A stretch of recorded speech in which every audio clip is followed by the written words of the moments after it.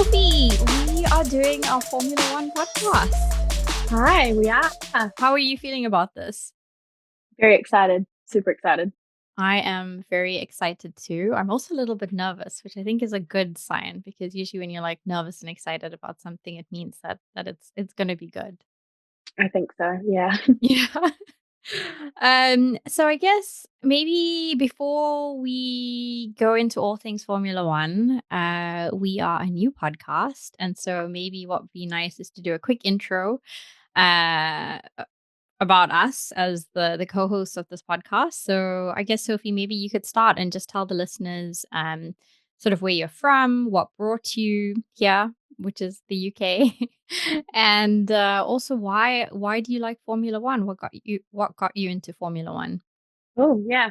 I'm Sophie. I'm from New Zealand. I've been living in England for 8 months now. Um, and I basically followed Formula One over to this side of the world, quite literally. I work in marketing, and my dream job would be to have a career in motorsport marketing, doing content for a team or a organization. That's really what drove me over here. Besides that, I've loved motorsport all my life. Like I grew up in a very speedway focused family. I think the first time I was at a racetrack, I was about 2 weeks old. So I love the roar of engines, the smell of burning rubber, and all of that. My dad raced in quite a few categories, and then I was a pit crew member with him for I don't even know how many years. It was pretty much my whole childhood. I was around a racetrack of some description. And then we used to follow the 8 Supercars, which is a touring car category in Australia and New Zealand. So we would always watch that. We used to go to quite a few of the races when they were in New Zealand. Bathurst, I don't know if you've heard of that, Bathurst 1000 at Mount Panorama, quite a famous race. That was always a big day in our house. You'd watch it, and it was really exciting. It's like a endurance race. It goes for 6 or 7 hours. Yeah, so we would watch that. So I was very familiar with how racing works. I would have my favorite drivers, and I used to collect autographs of lots of the speedway guys. And at that time, I was young and I was aware of Formula One. I knew the big names like Michael Schumacher, Niki Lauda, Lewis Hamilton, Sebastian Vettel. Like I knew who they were, but the races were always at 2 in the morning. So when I was little, that wasn't very appealing. And then a few years ago, I got really into it, and I've been following it ever since. But yeah, I really like the racing aspect of it, just naturally. That bit I was drawn to. I didn't have to learn how to read the time sectors or anything. Like I could naturally follow it.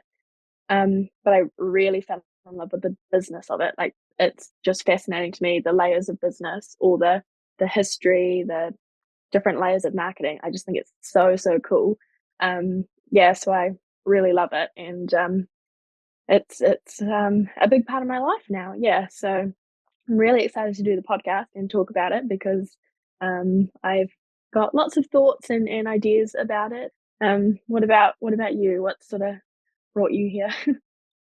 Yeah, I mean, first of all, I love all the stuff that you said there, but I didn't realize actually that it was such a part of your childhood, that you grew Yeah, up around, motor racing effectively. That's yeah. that's really cool.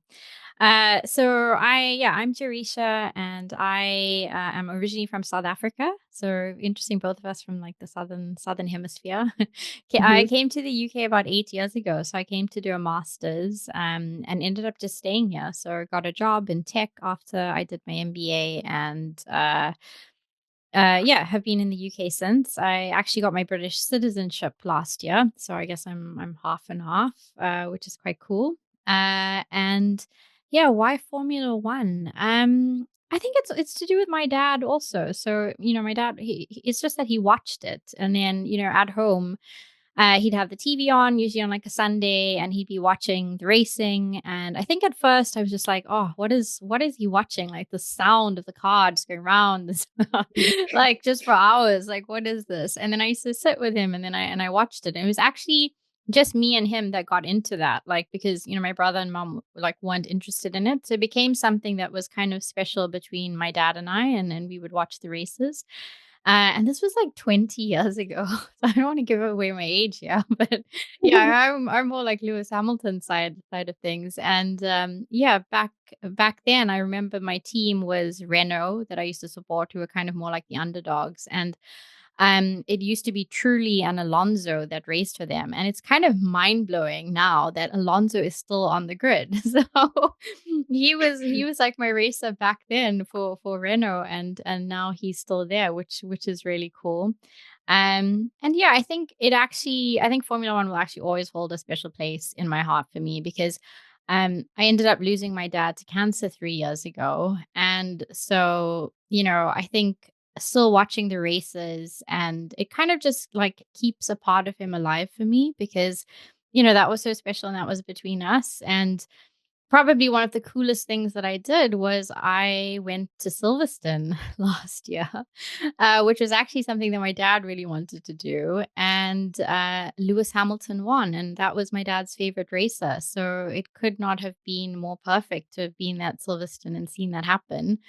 Yeah, So yeah, it kind of just reinforced why I love Formula One. And, I don't know, it was just I think I really also like the story of an underdog where, you wouldn't think Lewis is an underdog, right? Because he's a not now. seven times, yeah, he's a 7 times world champion. But in that moment at Silverstone, it really wasn't likely that he was going to win. But actually, I really was hoping that he would, and it was so magical and special, and it made me like feel all the feelings. And yeah, I really love that. And I think that's a nice way of saying, I guess, how we met, Sophie, because that was such a magical Perfect. moment for me. It was so perfect. And that's how I met you. We met at Silverstone. So I don't And know. the Do you magic continues. exactly? Do you want to maybe say how we ended up meeting? So I was at the British Grand Prix. It was a very wet weekend. I was there the whole time. I was very lucky. I was there by myself, and well, it was one of my solo trips that I did since moving over here, and it was just awesome. I was in and out of grandstands the whole time. Just really exciting to be there. It was the second Grand Prix I had been to, but this one was very different, and I'll explain why the other one was different later on. But yeah, it was really cool. And then on race day, I went over to the village, got into that hospitality area, and having a glass of champagne because I was a little bit nervous and I didn't have anyone to talk to. Um, yeah, and then I found a good little posse on the fence just before the drivers' parade, and then you came up and asked if I could keep your bag safe or something while you went to make your sign, and yeah, then we just got talking, and I thought, oh, this is nice. Like I've got someone to watch the parade with, and yeah, it was really cool. It was purely a fluke. Like I wasn't really supposed to be there, and Mm. to be fair, uh, not until a few weeks before, maybe a couple weeks before, I didn't really know if I was going to Silverstone or not. I was very lucky too because I was there on a marshal's pass. So while I was at the event by myself, I was camping with people that I knew in a thunderstorm. Little tent in the rain for three or four nights was quite the experience, but it was also pretty good because now I'm pretty equipped to handle British weather. Um, yeah, so I had just by fluke gotten into the village area. I was lucky to get in there, and then yeah, I started talking, and it led to this. Yeah, what was your Silverstone experience like? Yeah, I think it was in some ways it was so similar to yours because I also went there sort of unexpectedly. It was a week before Silverstone, and somebody was selling tickets that they had, and so I ended up being in the village, like on the grandstand there. Which was so exciting, not at all what I thought. Ended up also finding a tent somewhere, like at the last minute, somewhere in like Milton Keynes, and getting accommodation. And yeah, I think I was trying to hold a spot, and then went to go get a sign that I was making with the person I was at Silverstone with. And you held the place for me. And I just thought, oh, you look like somebody friendly. You were decked out in your orange kind of like McLaren gear. Sure And I was like, was. okay. I think I was even like my Lewis 44 cap and probably wearing the same jumper and yeah, more like Mercedes, but I actually had a Lando t-shirt on and underneath that, and so I thought, oh, okay, Mhm, this person likes McLaren too. They're mhm. they're a cool person, and yeah, just asked you to do that, and then I think ended up chatting to you, and I really loved your story about the fact that you were so interested in Formula One. You know, you were trying to get into the marketing side of it. You'd come over specifically because you like loved it so much, and Mhm. it was just so, I think, refreshing to just have that chat with you and meet you there. So yeah, it was really great, and also it's funny because it was for the drivers' parade, and I actually have my sign, so I'm gonna just bring it up. Love it. I mean, it's not amazing. It was also I had pulled out basically I pulled out a HelloFresh box that I had, like saved it from the recycling, like in the middle of the night before going to Silverstone because the people were gonna come and collect the rubbish. And I was like, okay, I have to go now. And this was at like, I don't know, past midnight or 1 a.m. It was like going outside to get this HelloFresh box because I was like, maybe I should make a sign or something in case Lewis or somebody sees it. And it basically said hammer time and 44. And yeah, it was really fun, and we were screaming for Lewis, like absolutely screaming, and I don't think he saw us at all. He had his like, AirPods plugged in and was like in the zone. And I really, really wanted to try and get his attention. But that was just so fun. And yeah, I had such a good experience there. So that was fun. Yeah, I think my videos of the drivers' parade, it's you yelling, "Lewis!" like I right do. next I to think you. me. I mean, I think you actually took a boomerang of me and the person I was at Silverstone with, like I think with so, the yeah. with our sign. And I've actually got you like in your voice because I looked at that recently because I knew we were doing this podcast. So I went back and looked at some Mhm, of my Silverstone snaps and stuff. And in that mhm. boomerang, like I can hear your voice. We didn't actually get a photo together at the No, we race. didn't. Sad, but Yeah. yeah, you're in the background there. I can hear you saying like, "Oh, Mhm. I'm taking a boomerang." So Oh, that's quite funny that's there. that's so Um, cool. yeah, so I mean that was just really crazy that we ended up meeting, and yeah, now, you know, 6 months later, Mm, um I reached out to you to do this podcast. And I think the only thing that how we'd stayed in touch is just before we both went off to our places to go watch the race at the end. I mm, added you on Instagram just right at the end and was like, "Hey, what's your handle? Like, let me add you." But yeah. then we hadn't spoken or really interacted since then. Yeah, I don't think so. I think after the race, I messaged you because as soon as he won, I thought, "Oh my god, you're going to be so excited." I think I must have messaged and said like, "Oh, like that was a great one for you to be watching." But yeah, after that, it was just like I'd just um, see your like Instagram stories and stuff, but we hadn't Yeah. talked. No, Yeah. we hadn't. And then I actually went to South Africa for the December holidays, and I was back in like my childhood room, and I was looking at the bookshelf and I saw that I had a book up there that was like F1 the autobiography. I didn't bring it back with me because it was so heavy. Like I should it's a really big thick book. And I got it as a book prize. So, when I was in high school and I ended up winning a prize and I could choose any book I wanted, I ended up choosing like the Formula One autobiography as my book prize. And I looked at it and I thought, oh my gosh, I really loved Formula One back, really back in the day. And I still enjoy it. I think last season was probably one of the most exciting seasons for me. I had gotten back into it maybe like for a few years prior to that. And then last season was like, oh, this is really exciting. I know why I enjoy this. And I looked at the book and I just thought, oh, I'm going to watch all the races this year anyway. And what I was doing last year was I was consuming so much of post race content. I'm pretty sure you must be the same, Sophie. Like after the race, Yes. going online, looking at stuff, watching like drivers' interviews and anything you could find really to learn more about what happened in that race.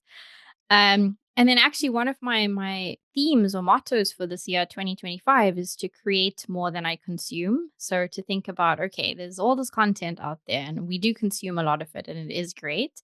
But I kind of forget that, we can also, if we care about stuff and are interested in it, can also contribute to that narrative and everything that's going on. And so that is something that I already wanted to do. And I already run two other podcasts. So I like doing podcasts and talking about stuff. And so I thought, oh, wouldn't it be fun to not only be watching all the stuff that people are putting out there after the race, but actually also having a conversation with someone who's excited about it and then sharing stories and yeah, just putting that out there and seeing if it resonates with other people and other fans. And so I think I just saw that you were liking F1 stuff on my Instagram.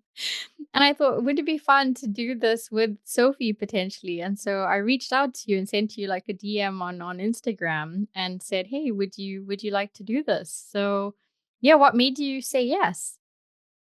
I didn't really have to think about it very much, to be perfectly honest. It was just I got your message and it was, yeah, kind of a no-brainer. I was like, yeah, that sounds like a good idea. It'll be a bit of fun." Um, yeah, and like I said, I'm really keen on working in motorsport. So any sort of opportunity that comes my way, I'm very much intrigued by. So yeah, I just thought, oh, this could be perfect. Yeah, because I was just sort of thinking, how do I sort of make it happen for myself to get the career moves happening that I want.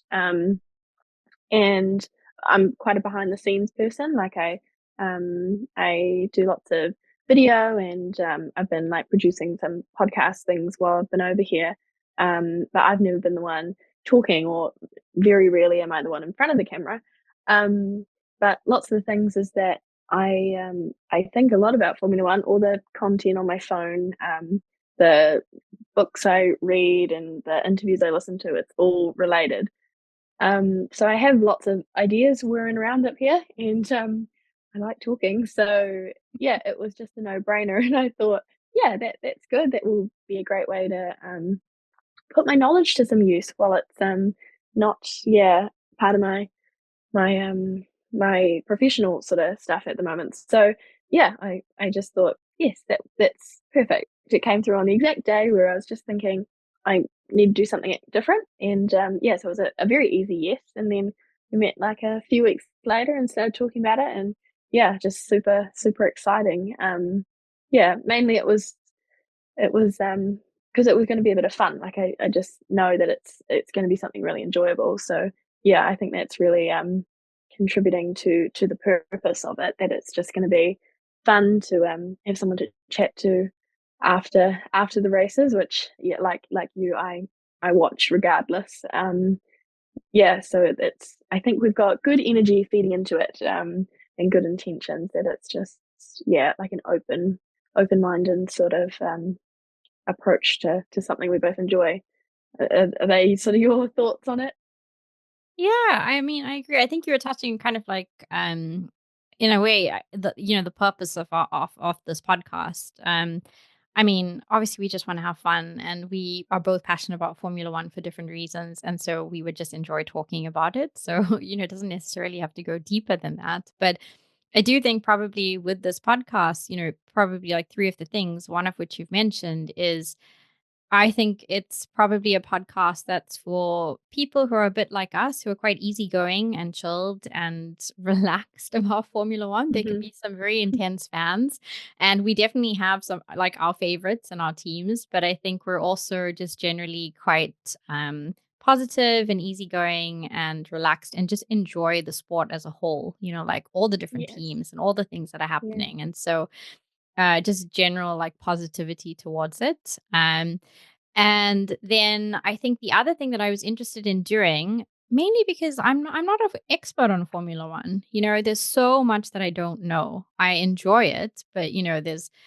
a bunch of stuff with like the rules and the strategy and things that I only just started learning a bit more actually because I was really into it last year, where I was really paying attention to, I don't know, Mhm. tire strategies and like all of these different things. And so I think part of what I want to do with it is to actually learn more.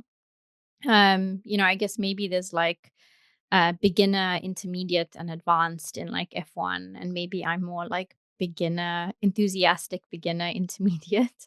And it would be Mhm. fun with the podcast also start not only talking about it, but unpacking and almost like learning as we go, and teaching Yeah. people and maybe bringing people on to like teach us a bit more. So I'm very aware I'm not an expert, but would love to upskill myself. And maybe it would help listeners also who are getting into it, but maybe want to learn a bit more about the sport. And I think the third point is sort of as you said, it's this sort of open-minded kind of creating community and connection, because we connected over Formula One when we met at Silverstone, and we've stayed in touch and now we're doing this. So the thing that brought us together and that we bonded over was our love for the sport. And so I think Yeah, it would be exactly. quite fun to create a version of that with listeners. If people like it and it resonates, then we're also extending that and creating this community and connection with people, which is always like a very Yeah. nice thing to do. Yeah, exactly. I was, how I mentioned before that I was at Silverstone, during the day, like, by myself. Um, I weirdly felt very at home there. I had never been before, obviously, like, it, was quite far from my home. Um, yeah, but I knew my way around. I felt, like, very comfortable, very safe. I just loved, you see everyone in their merch, and it's, yeah, there's a huge sense of community to it, which I really like. Like, when I was, first came over here and I was traveling around, if I was somewhere in France and, there was a Grand Prix on, so I, found myself, walking to a sports bar. I think I did this in quite a few places, no matter where I was. And then I would just plonk myself in front of the TV and I'd have some chips and I'd watch the race and the lots of people would come in and look at me because I was just a girl by herself staring at the TV for a solid 2 hours, not breaking eye contact kind of thing. Um, but I really love that about it. Like it's kind of like a confidence boost. You sort of know, well, I clearly have something in common with like you and anyone else at an event like that. It's cool, and then but it's also you feel reassured even if you're watching it by yourself that um, there's millions of people doing the same thing. So it's quite cool to come back now, have something to come back to talk about it. Yeah, afterwards. So it's exciting. It's really cool because I think community is a huge part of it, and that's what makes it, I think, so appealing to me now at kind of this stage in my life, like at this age. Yeah, Yeah. yeah. So we're sort of going to keep that momentum going and do this after every Grand Prix is our plan, isn't it? Yeah, exactly. I mean, I guess one of the things to share with the listeners is just like what's our format going to be like? What can they expect with episodes from us? Yeah, so after every race, we're gonna run through our top moments. I think we'll have a bit of a structured approach to that. If we each come with a podium of sorts of our favorite moments, like I don't know if someone passed someone who won, or like the quickest pit stop was like incredible, stuff like that. Yeah, so our top moments and talk a bit about what happened in the race, bit of a recap, and then if anything else pops up, if we have questions, we'll sort of unpack it a little bit and learn a bit as we go. Um, yeah, that's sort of the rough Yeah. format we're following. Definitely. I think, yeah, definitely we're going to be doing race debrief like after every race, which is either weekly or every 2 weeks or after the break. But then so we'll be on the same schedule as the race calendar. But then, like you said, we might also have these ad hoc episodes, which we are really hoping for, where we can like interview people who work in Formula One and be able to like teach and learn more ourselves. I'm kind of passionate about women who work in Formula One, so I'm so interested in finding them and getting them on our podcast and finding out what it's like to be doing some of the jobs that they're doing. I think actually, like, was it Alpine that had the race engineer, or was it Haas? I can't remember. Pass, Haas, yeah. Esteban Yeah, engineer, his yes. first ever female race engineer. I just saw that and I was like, "Oh, that's so cool." So, yeah, there's some interesting things happening there for sure. But yeah, just learning more about it through interviewing people. And then, yeah, I think also, Sophie, maybe we might do some deep dives on topics. You never know. So if we're really interested in something and we want to find out more, we might do an episode on that. So yeah, Yes. Yeah. race That's where debriefs the and more. easygoing is coming in. That's where the Exactly. easygoing aspect is really going to come into play. Exactly. So yeah, that's us. That's how we met. That is the podcast and why we're doing it and the format. And so what else for this episode, Sophie? Well, now we're going to look ahead to the rest of the season, which is something I was quietly confident about putting these predictions together. And now I'm reading my list, I'm not so sure. So we're going to backtrack at any moment and in a few weeks' time and go, oh, no, I'm going to change that. Yeah. So we're going to run through what we're thinking is ahead for the 2025 season. Going to go through our top drivers. I think if we have 5 drivers, like your top ones, the constructors, how you think that championship is going to play out. Top 3 we're going to look at for that. The best race, which one are you really excited for? What are you most looking forward to in the season? And then a bit of a wild card prediction, surprise that you think is going to be a standout moment. Yeah. Would you like me to start off with drivers? I don't know if we do like a drum roll or something, but I We can't really probably do need a that. drum roll, yeah. Yeah. Oh, insert sound here. Yeah, yeah. So yeah, you Um, go first. You go with your drivers and then I'll do mine. okay. So it probably would have been a bit cooler if we went 5 working up to 1, but I think I'm going to be anticlimactic and I'm going to start out with number 1. I've got Lando in the top spot. Mhm. I think off the back of last season, I think we're in with a good chance, and he's the championship favourite. So there's got to be, some good momentum to it. I think Max is going to be second. I think he's just an absolute legend. I think he's really, really amazing. So I have no doubt that he will be high up. Um, I've got quite a lot of faith in Charles this season. Charles Leclerc, I think he's really going to, yeah, impress us. And I think the Ferrari rivalry is going to unfold and be quite an interesting dynamic. Yeah, so I'm looking forward to that. Oscar, I think he's going to be right up there. I think he's going to be pretty close to Lando. Yeah, I'm excited for that rivalry also if that happens to unfold that way. Um, and I'm really looking forward to seeing how Carlos does. I think he's already making the Williams blue work for him. So yeah, I've just got this like belief that he's sort of going to be up there, and maybe people aren't really expecting him to be, but yeah, I think he's going to be an interesting one to watch, and got a bonus one as well. I think Liam Lawson's going to be a bit of a standout. I'm definitely biased, but I really think he's going to be, he's going to be up there in some capacity. So are my drivers. Who are you thinking? Okay, yeah, I was just nodding and sort of putting your list next to my list. And I think Mhm. we've got 4 people who are the same in our top Nice. 5, but mine Mhm. is in a different order. Mhm. And so my number 1 is I have to do it. I have to say that it's Lewis Hamilton because, I've got to Mhm. believe, because I felt like I believed for Silverstone and then it happened. He hadn't won a race in like, I don't know, like a really, really long time, like maybe 2 years or Mhm. something. And he did. So, he's in Ferrari. I am so excited about. Their social media is amazing at the moment, so it's getting me very excited. Mhm. Hopefully it's not just the hype and the car delivers and it works. But yeah, Lewis for the 8th, his 8th championship. Let's see it happen. Let's do that. Then my second was Lando. So yeah, I also like Lando. I thought he did really well last year. Yeah, I was watching the F175 interviews from London. I remember George coming over to Lando during his interview and being like, "Oh, this is the like favorite for the championship next year." So yeah, definitely Lando is number 2. Then I also had Charles as number 3, so I've put him down. So I'm hoping for good things from the Ferrari drivers. I put Mhm. Max at 4. At 4, Mhm. Max is Max. He could obviously end up being in 1. Maybe the car's not great. I don't know, but I've put him there at number 4, and then I put Oscar at 5. So Mm, kind of hoping for Ferrari and McLaren to do quite well, and then not discounting Max. So yeah, that's my top 5.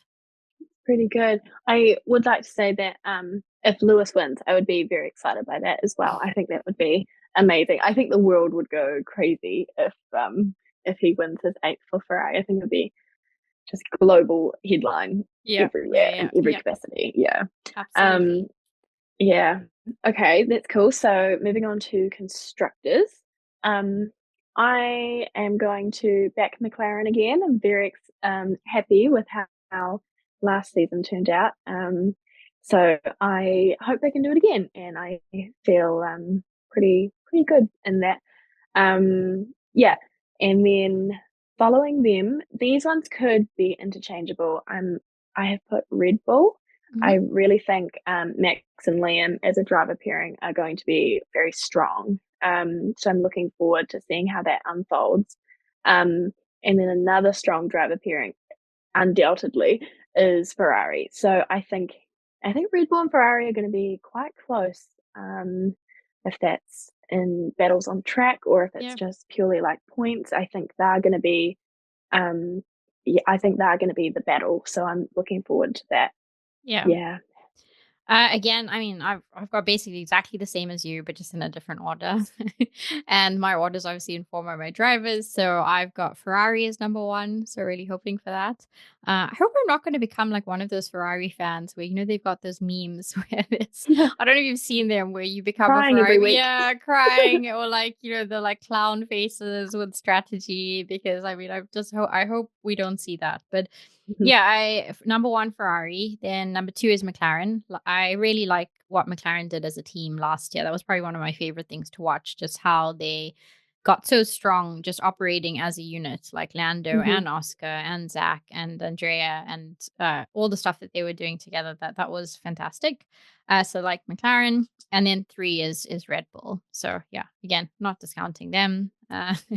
Let's see Yeah. what their car's like, but yeah, put them as 3. Yeah. Nice. Okay. Cool. So best race. I am going for Melbourne as the best race. I really hope the whole season. I want the whole season to be amazing, but I'm so excited for the season opener. I just think there's so many rookies making their debut, and Lewis and Red, I think, is just going to be amazing. So I really think Melbourne is going to be a very good race. Yeah. I've got a cheeky hunch that Oscar may get the win there, so I'm kind of looking forward to that. I think he's got a podium. I think he's got the podium in the bag, but it would be amazing if he won. So yeah, I'm looking forward to locking that one in as the best race. The other ones I really look forward to are also Singapore and Vegas as the night races. They're always really exciting to Mm. watch. But yeah, Melbourne is the best race for me. Yeah. What about you? I said Silverstone, so no surprises. I'm staying true to, to how good it was last year for various Hmm. reasons. I think this year, if Lewis won in Ferrari at Silverstone, that would be amazing. But also, we have quite a few British drivers, and even Lando. Like if Lando got his first win, at Silverstone, I think that would be really cool too. So yeah, Yeah. hoping for either of those two to win at Silverstone. Mm. Um, yeah, and I guess the Yeah. next one is, what are you most looking forward to? Most looking forward to a boring answer considering I've already said it's going to be the best race, but Melbourne. Just at starting. Yeah, Yeah, I think it's just going to be so exciting. So I'm most looking forward to that. And then once that happens, I'll have to change my answer. of course. I think I'm Yeah. also looking forward to Melbourne because it will be the first time to see Lewis of Ferrari, all this hype. Let's see what happens. And then also all the rookies that are in there this season. We haven't spoken about all of them. You've mentioned Liam, but like, yeah, like what do all these teams look like with their new driver pairings or new drivers and the cars? So yeah, I'm also looking forward to Melbourne in the first race. Yeah, nice. And our last one is a wild card prediction. Um, surprise, standout. Who or what do you have down for that one? I had two things that just sprung to mind, and I think I feel like Haas and maybe Williams, you touched on this, are gonna end up doing better than expected this season. So, Williams, I think they're going to have a really good season. I hope they do really yeah, well. I yeah. think their driver pairing is really cool, and I love the media that they've put out around everything. So I'm looking forward to Williams. Yeah, Yeah, yeah, definitely. So let's see what happens there. Carson But Williams, what nice. about? Did you do your I world prediction yet? Not yet. Okay. Well, I kind of already said it. I think Liam's going to be a standout. Mm. I have a lot of belief in him. Um, he's getting so much hate prematurely. Um, but I think he will do really well in the Red Bull seat. And I know, like, previously it hasn't worked out for quite a few others. Mm. But I've been saying it for years. I think he has been really like trained for that seat. I think long term he's been set up to be Max's long term teammate. So I'm really excited to see what he can do because I think once he starts getting some results, some points under his belt, then I hope the hate will die away a little bit because yeah, he's living the dream. You know, it's so cool for him. Yeah, so I think he's going to be a standout, but I won't be surprised if Yeah. he is. Is Yeah, he like so the first New Zealand? He is from New Zealand, right? He's a Kiwi. yes, he's a Okay. Kiwi. He's not the first one. Yeah. We've had Brendan Hartley as well, and he Mm. was a Toro Rosso Red Bull driver. So yeah, he's following in the footsteps. But I think it's just his time. It's cool to have a Kiwi on the grid. Very, very cool. Yeah, Yeah. yeah, And I get Sophie, we can kind of reveal in a way why you're also so excited for the Melbourne race, which is the first race. Which is because you're going to be at the first race. You're going to be a I am. marshal at the Melbourne race coming up next week. So, Yeah, yeah, how are you feeling about that and how did you end up getting that gig? That's so exciting. I am super excited. Um, yeah, so not only will there be a Kiwi on the grid, there's going to be one trackside. There'll be a few of us, but yeah, I marshaled there last year, which was the first Grand Prix I'd been to. So I yeah was very lucky to be chosen, and it's awesome. It's the best seat in the house, apart from you have to stand for about 10 hours. Um, very long days, but you're right next to the safety fence. Like it's the Formula One car is right there, and it's amazing. As a spectator, a Grand Prix is very cool, but trackside is like part of the team who keeps them safe and keeps things running smoothly. Like it's really rewarding and it's so cool because you're seeing behind the scenes. Yeah, so I got into it for the first time last year, and then I applied to do it for this year quite a few months ago. Um, Obviously, I'm traveling a little bit further this time because last time I was in New Zealand. So instead of taking 4 hours to get there, it's going to take about 30. But it'll be so worth it. It'll yeah, be really cool. So I'm really excited for that, and I just think it's going to be. It was one of those races I couldn't pass up the opportunity because like in 20 years time I'm going to be able to say, well, I was at Lewis Hamilton's first race in a Ferrari. Yeah, so it's super exciting. Yeah, It's so exciting. And I mean, oh my God, the commitment like that. I know it's going to be a really long journey, but yeah, it's like a once in a lifetime type thing. So that is so fun. And I'm super excited because I get to talk to you about it, yeah, and basically get the insider scoop. And so will our listeners about what that's like, because I don't think many people know what it's like to marshal and obviously be that yeah, close to the exactly. cars. Yeah, So yeah, really excited. So yeah, I think we'll leave everybody there and pause and say sort of tune in next week to hear from Sophie, and yeah, we'll meet you in Melbourne.